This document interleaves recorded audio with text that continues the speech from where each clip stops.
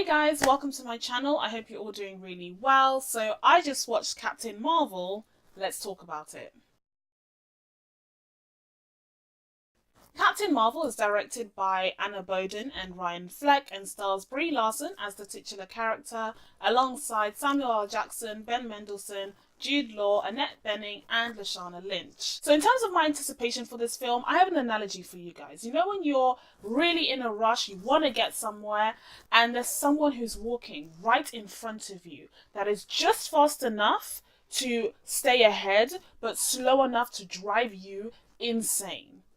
That was me when it came to Captain Marvel. I feel like this film was in between me and Avengers Endgame. It's already March and I'm in Endgame mode right now. And yet this film kind of came in between us and I didn't know how to feel about that. On top of that, I wasn't that excited just based off of the trailers and the promotional material. I tried not to watch too many because I felt like I knew exactly where the story was going to go.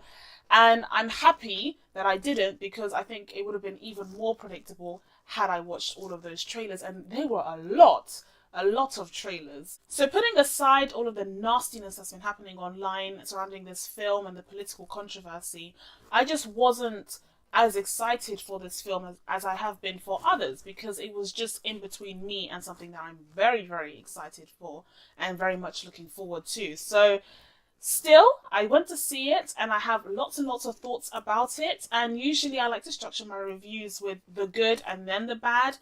But to be honest, there's quite a few issues that I have with this film. So we're going to start off with them and then we're going to move on to the good stuff so we can end on a positive note, hopefully. So without further ado, let's go ahead and get into this review.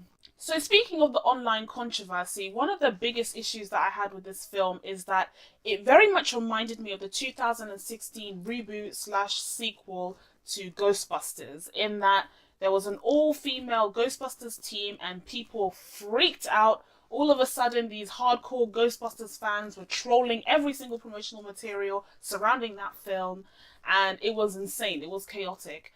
And then the film ended up being just fine. It ended up being meh, pretty forgettable. I forgot all about it as soon as I left the cinema. It wasn't really worth all of that hubbub. And I kind of feel that same way with Captain Marvel. Again, the controversy surrounding this film was far greater than the film itself. The only real milestone here is the fact that it is the first ever female-led superhero movie in the MCU.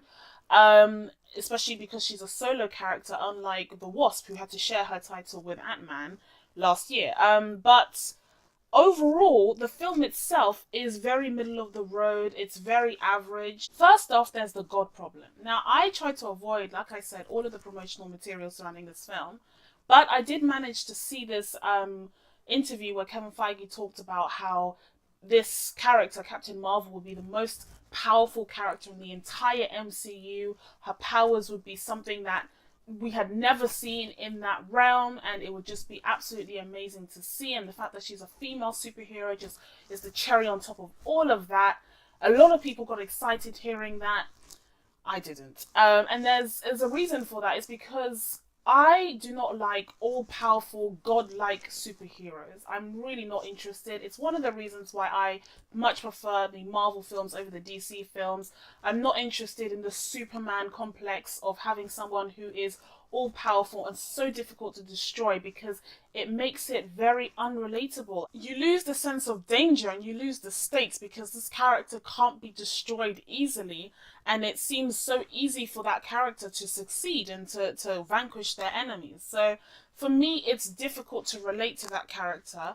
And so it's other aspects that I'm looking towards, like their personality and their interactions with others, that kind of have to compensate the fact that they are ultimately a godlike being. And that's why, in comparison to Superman, who I don't relate to at all in the DCEU, you have a character like Thor, who is ultimately literally a godlike being, but he's much more relatable because of his interactions with Loki and the other Avengers.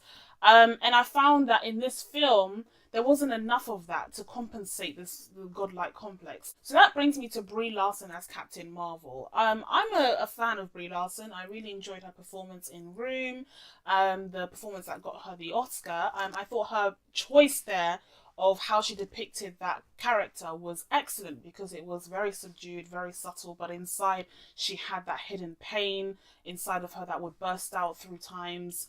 And I thought that was fantastic. But I was not a fan of her performance here. I don't think that the personality traits that Brie Larson gives the character is fitting of the power set that she has. She comes across as cheeky and sly and naive, but not quite powerful and in your face and fierce and badass. And with the power set that she has, that's what I would have expected.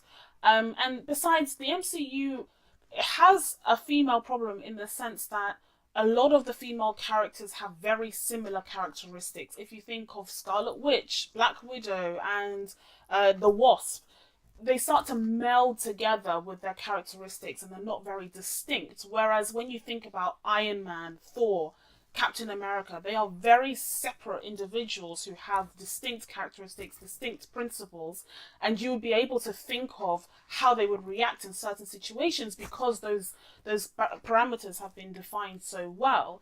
And I don't think that's the case for some of the female characters though. That's not to say the MCU doesn't have some great female characters, because if you think of more recently, Princess Shuri and MJ from Spider-Man Homecoming and Okoye, if you think of those characters, you know exactly how they would react, you know exactly what they would say in a certain situation because those characteristics have been defined so clearly. Whereas when it comes to Scarlet Witch and Captain Marvel, they could face the same situation, and I feel like their lines could be swapped around because they're so similar in their characteristics, and yet they are both very powerful women with very powerful power sets, but I just don't think that they are distinct enough.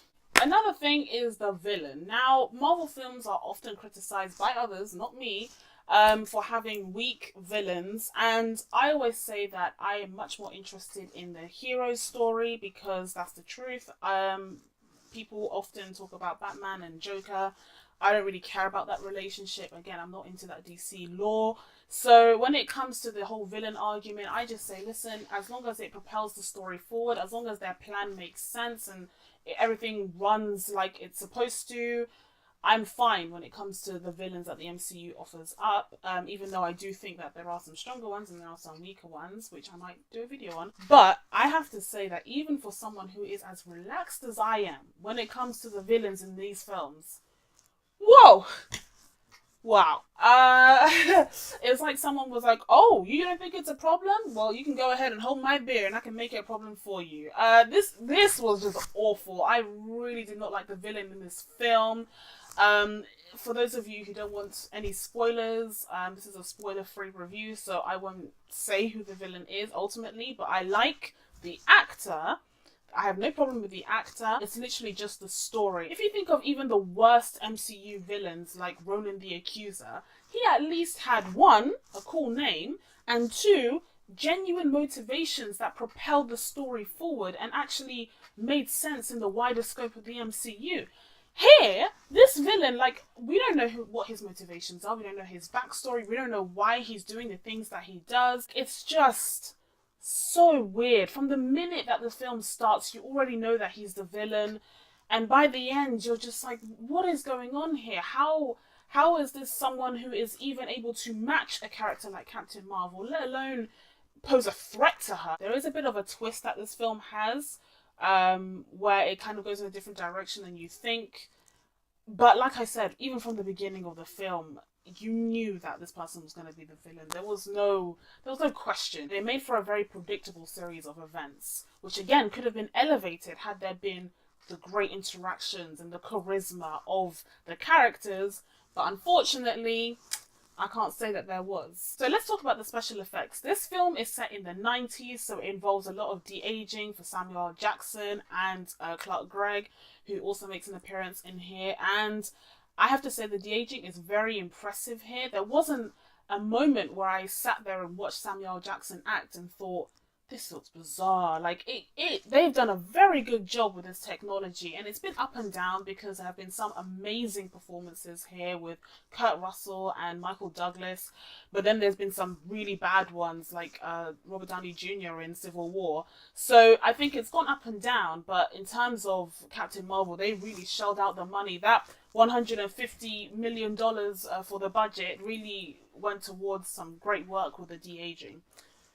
However, in terms of the special effects for the character of Captain Marvel when she has her superpowers, and obviously Brie Larson is not there absorbing actual lightning and throwing it across the galaxy, it's all special effects, and you can really tell. There isn't a single moment when she's in full power mode, like OP mode, that I actually think it's her. She doesn't feel tangible. She doesn't feel like a real person. And that goes back to my God complex. But even when you have a godlike creature who's just going out there and using their powers, it can work. I think it worked better in Man of Steel even, where that being feels like they're real. But in this film, Brie Larson doesn't feel real. She feels like an animated character. She feels like a video game character. She doesn't feel like she's in the same plane of existence as the people that she's fighting against, and that is because of the CG. The face that she has is very computerized. Doesn't look realistic for even a second. In fact, I would go as far as to say that some of that CG looks like it came straight from the 90s, to be honest. There's also quite a bit of prosthetic work, particularly for the scrolls, and I have to say I wasn't a huge fan of that either. I thought some of the prosthetics looked very thick and rubbery, very 90s, and I thought that it even took away from some actors' performances. It didn't feel real again. It very much felt like some people were playing dress up and some people were playing a video game all on the same screen. And in terms of the action sequences, they weren't my favorite either. My least favorite type of action sequence in these superhero films is when, one, you either have a faceless army of robots or aliens who are just coming at you, and they're just fighting and punching and nothing feels real, nothing feels tangible again. Or you have a case where the choreography is so generic, like there was just kicks and punches happening, but there's no distinct style in the way that the characters fight. If you told me that Captain Marvel had been trained by Black Widow, who had been trained by Captain America, who had also been trained by... Like, I would believe you. I would say they went to the same training camp because they all fight the same, they all look the same and sound the same when they're fighting. You know, sometimes you have very distinct action sequences that are very memorable, like, for example, the Captain America fight in the lift in Winter Soldier, or well, most of the fight scenes in Winter Soldier just in general stand out in the MCU. And then you have ones like in Infinity War where they're just in Wakanda and faced with a bunch of faceless demons. And that's where Captain Marvel lies, just with faceless enemies. Then they don't have a significant connection to each other, so when they're fighting you don't really care about what's going on. I checked out, especially at the end of the film where it turns into a whole light show with her powers and she's shooting at people and everything is happening at once. I checked out. I literally just went, okay, well, what time is it? When am I going to get home? Because it doesn't feel real. It doesn't feel like there are any real stakes involved. I'm starting to be a bit more wary about the formula that Disney seems to have carefully curated over the course of the MCU, because I'm starting to actually be able to predict, like, okay, at the end of this scene there's going to be a fight sequence and there's going to be a fight sequence here, there's also going to be a fight sequence here. So it feels very much staged, and as a result they don't feel like they have much impact anymore, no matter how many times she's punching people or blasting them with her energy. I feel like the directors wanted to just focus on the personal and emotional impact of Carol's story, finding out where she's from and how she's been lied to and deceived throughout the years. I feel like that would have been the choice route to go down, but because it is a comic book movie and there needs to be those action sequences and certain tropes that need to be there, that's when they just kind of slid in throughout the film, and it didn't feel like it was organic. So now that we talked about the people and the actions, let's talk about some of the places. This film is set both on Earth and also in space. In terms of the Earth scenes, it's set in California, but I have to say that a lot of the time this felt very much like New Mexico from the first Thor film. It was very bland. It was, I mean, there's so many places on Earth to set this film. Like, Okay, I think the fact that it's set in the 90s was kind of the big gimmick, was kind of the big shtick, and then they were like, so we're just gonna set it in California. And I'm just here like, this looks like New Mexico from Thor, but just in the 90s. It wasn't very interesting at all. And then we leave California and go to Louisiana to visit Maria, who is Carol's friend. And that's actually quite creative because it seems like it's an old plantation property. And considering the fact that she's an African American, it's poetic justice in that sense. But it very much reminded me of those Avengers Age of Ultron scenes in the farm with Clint and his wife, and that kind of slowed down the film for me. And it did the same thing here, where a lot of people were just standing around talking. There's lots of exposition in these scenes. So now that I've talked about some of the issues that I had with this film, let's talk about some of the positive things, because I actually didn't hate it.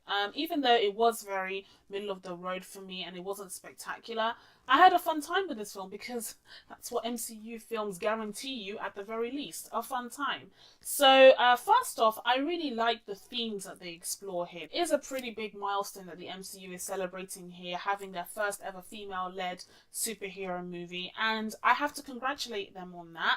I'm a huge fan of this movement that we're having now, where inclusion is a thing and we're seeing diversity on screen. What? Almost as if there's a diverse range of stories that could be told representing a diverse range of people who live on this planet. Who would have thought? But I did enjoy that aspect of this film. It very much leans in on the feminist angle, and I don't see a problem with that at all. Because sometimes you really need to hammer the message home, because some people at the back aren't able to hear. So I understand why they went with that angle, because it's a pretty big deal for that franchise. The DCEU already did it with Wonder Woman, and I think, to be honest, the whole promotion for that film was better than the one for Captain Marvel. But I don't think it takes anything away from Captain Marvel, because it really does its own thing.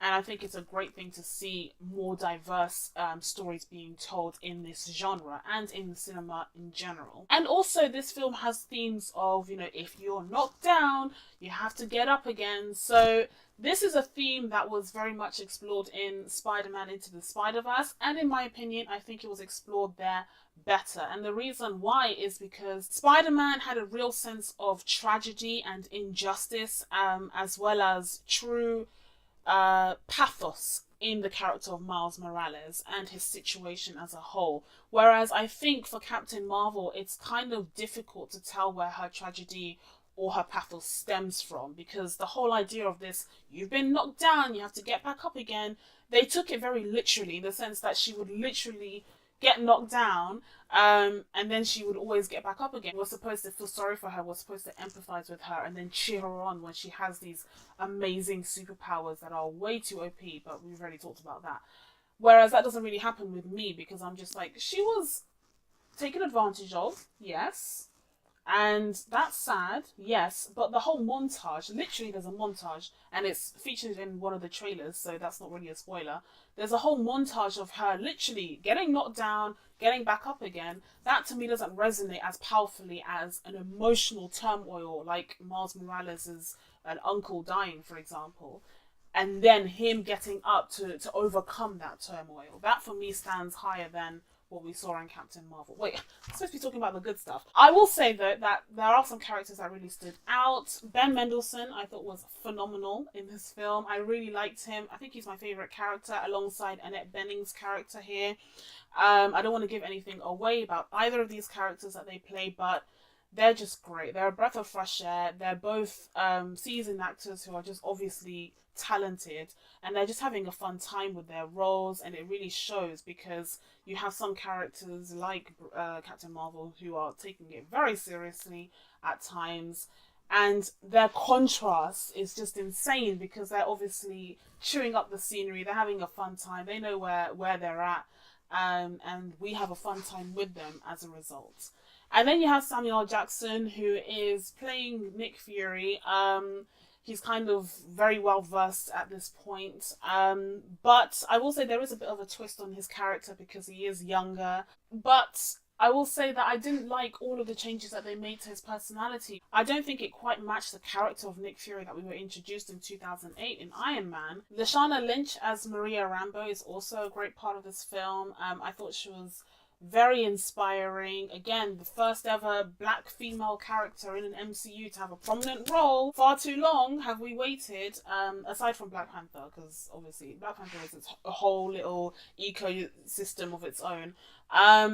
But I will say that I was really happy with her performance and her depiction of this strong female character, and just a great example to her daughter in the film.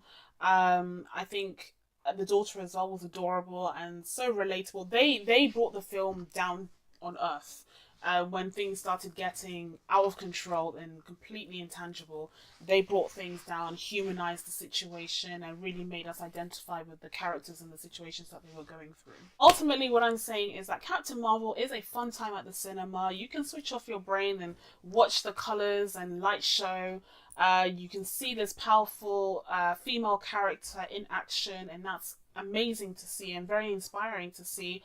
But I don't think it should take away from the fact that every film needs to be judged in terms of quality. And I think if we start to give some films a pass because they have that social significance, then you'll see the quality of films go down, and then that's how a genre dies. So I don't want to see the comic book movie genre die. So I want to be honest about the films that I am consuming, and I have to say that Captain Marvel is not one of my favorites in the MCU, not even close. And the previous MCU film, Ant-Man and the Wasp, wasn't my favorite either. I loved Infinity War. I very much loved Black Panther, but these two films that have come in their wake have slightly disappointed me. But we'll see. We'll see how the next phase of films go after Endgame and after Spider-Man Far From Home. There's a lot to look forward to, and I'm anxious to see what the MCU does in the following years. But in the meantime, I'm going to give